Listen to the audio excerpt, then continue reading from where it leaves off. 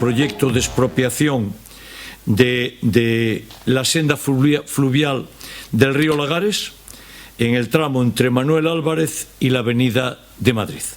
En suma, saben ustedes que estamos alargando el paseo del río Lagares y ahora estamos ya en un nuevo tramo, el tramo que va desde la Avenida de Madrid hasta la calle Manuel Álvarez.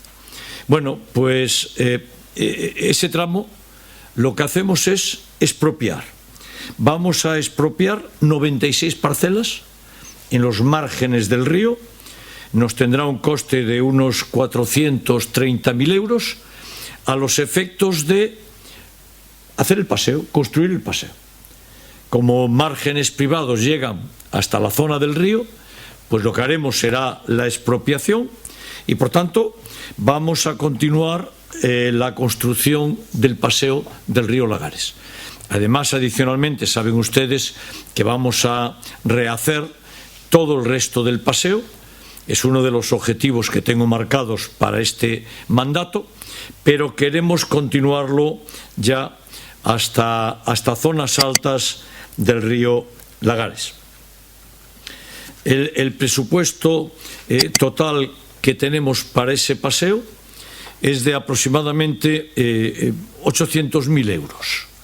Vamos a hacer en aquel momento 3.261 metros lineales, lo que supone solamente esta ampliación el 18% del río Lagares. El río Lagares tiene 17 kilómetros con 700 metros.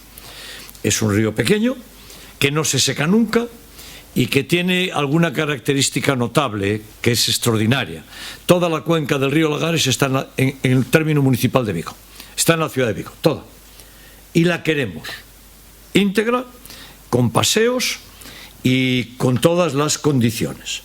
El proyecto incorpora, como es natural de este nuevo paseo, de estos 3 kilómetros de paseo, incorpora el estudio medioambiental, incorpora la plantación de 140 árboles, robles, fresnos. Vamos a recuperar biodiversidad en los márgenes del río y, por tanto, en este momento estamos ya en la expropiación y a finales de año vamos a licitar el proyecto de este nuevo tramo de 3 kilómetros 200 metros del paseo del río Lagares.